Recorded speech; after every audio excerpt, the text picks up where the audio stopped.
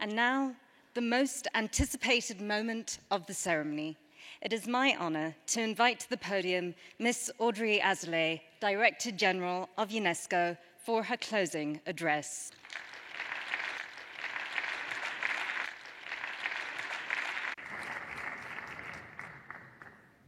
Mesdames et Messieurs les ministres, Monsieur le Président de la Conférence générale, Madame la Présidente du Conseil exécutif, Excellences, Mesdames et Messieurs, chers collègues, chers amis.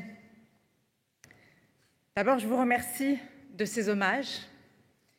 À l'heure où je m'apprête à achever mon second mandat à la direction générale de l'UNESCO.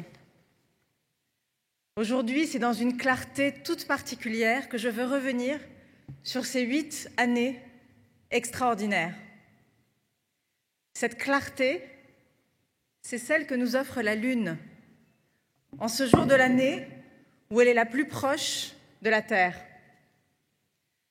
C'était l'un des phénomènes astraux observés ici même, il y a 700 ans, par Ulugh Beg, prince astronome, petit-fils de Tamerlan, qui ambitionna moins la conquête de territoires que celle des arts et des sciences. Il fit bâtir un observatoire astronomique, ici à Samarcande, qui permit de léguer au monde des calculs célestes d'une précision inouïe. Il a payé de sa vie cet amour des sciences, son refus du dogmatisme religieux, lui qui fut assassiné par les intégristes de son temps.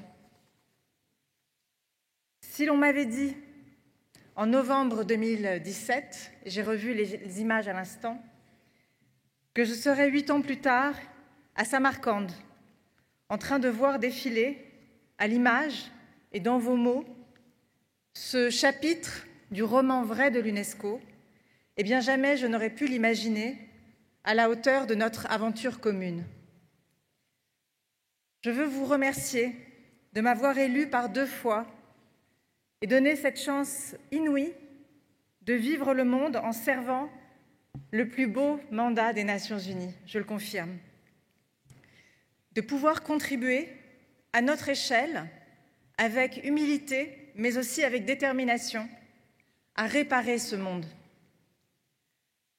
Je veux particulièrement saluer les États membres qui m'ont fait confiance dès le début de mon mandat pour mener des médiations ô combien politiques pour sortir l'institution de la nasse qui l'entravait. Car pour reprendre la phrase de John Kennedy, « We are not here to curse the darkness, we are here to light a candle ». Dès lors, vous avez pu prendre des décisions par consensus, même au plus haut des tensions au Moyen-Orient, et nous avons pu agir tant que possible sur le terrain. Je veux aussi remercier tous ceux qui ont fait confiance à la capacité de l'UNESCO de donner un impact tangible à son mandat à travers le monde. Ceux qui ont accompagné notre mue et financé nos initiatives pour Mossoul, pour l'Ukraine, pour Beyrouth, pour le lac Tchad, pour le Yémen, pour ne citer qu'elles. Car nous sommes là pour épauler les sociétés civiles, les aider à retisser des liens dans ce qu'elles ont à la fois d'universel et de singulier, c'est-à-dire leur identité, leur histoire, leur avenir. Je veux remercier tous ceux qui nous ont permis de changer d'échelle, de faire changer d'échelle tous nos programmes à travers le monde, en multipliant par 3 nos capacités d'intervention sur le terrain en 8 ans. Remercier ceux qui ont rendu notre priorité Afrique effective, avec des résultats tangibles qui font honneur non seulement à l'Afrique, mais au monde. Sans déni du réel, vous avez trouvé ici des raisons de continuer à agir ensemble, même pendant le Covid. Nous avons ensemble donné un souffle nouveau à notre mandat fondateur en nous portant sur les sujets les plus brûlants d'aujourd'hui, de demain, de la révolution de l'IA au dérèglement climatique. La communauté internationale a reconnu cette pertinence à travers la place qui nous a été donnée dans les enceintes internationales, du G20 à Mondiaculte, en passant par le Pacte pour le futur des Nations Unies ou le Comité directeur pour l'éducation. L'engagement des chefs d'État et de gouvernement a été décisif et je suis reconnaissante à beaucoup d'entre eux d'avoir compris et soutenu notre travail au plus haut niveau. Je veux bien sûr remercier très particulièrement la République française et son président Emmanuel Macron, qui m'a soutenue pendant ces 8 années à cette haute fonction. Ces mots à l'instant en témoignent, ainsi que de l'attachement indéfectible de la France à l'UNESCO. Je souhaite ajouter une autre mention personnelle pour le pays de ma famille et remercier le Maroc et Sa Majesté le roi Mohamed VI de sa bienveillance constante. Je vous exprime enfin ma gratitude pour m'avoir ouvert grand tant de vos pays dans des visites préparées par le travail formidable des commissions nationales. De la Somalie à l'Ukraine, du Vietnam au Brésil, du Zimbabwe à la Suède, partout j'ai pu mesurer, plus qu'on ne le fait à notre siège, l'impact de l'UNESCO, sa crédibilité, sa popularité dans les administrations et dans la société civile. Je veux vous dire aussi à quel point vous avez dans les équipes du secrétariat un trésor d'expérience et d'engagement. Un collectif venu de 168 pays qui assure la continuité de notre travail, qui capitalise l'expérience de ces 8 décennies et qui met en œuvre un mandat avec lequel il fait corps. Un trésor dont il faut prendre soin. Je veux aussi remercier tous les réseaux qui ont accompagné cette aventure. Les chercheurs, les professeurs, les artistes, les professionnels de la culture, les organisations non gouvernementales, les grandes entreprises, les ambassadeurs de bonne volonté.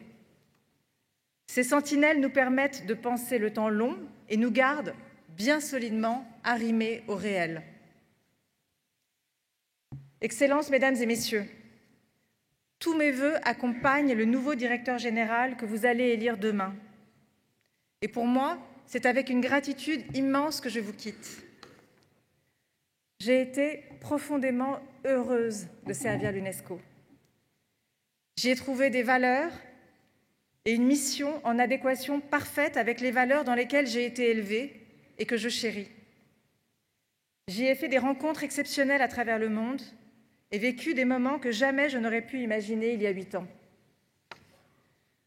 Les larmes de l'émotion quand s'élève la mélodie d'un chœur dans l'église syriaque reconstruite à Mossoul.